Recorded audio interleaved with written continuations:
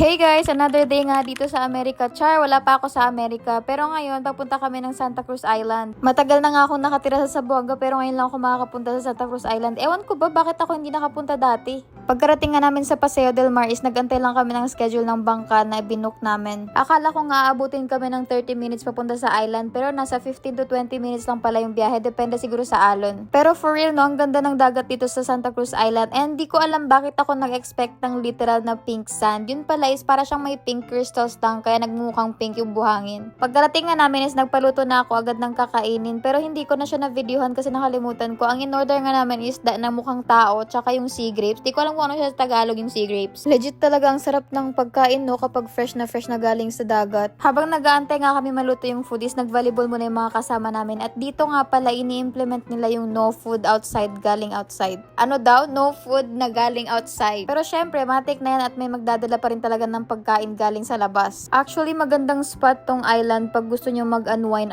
or mag-date or mag-family bonding kung hindi nag-away yung pamilya nyo sa lupa. Huy! Parang tanga. Bakit naman sinama yung pag-aaway sa lupa?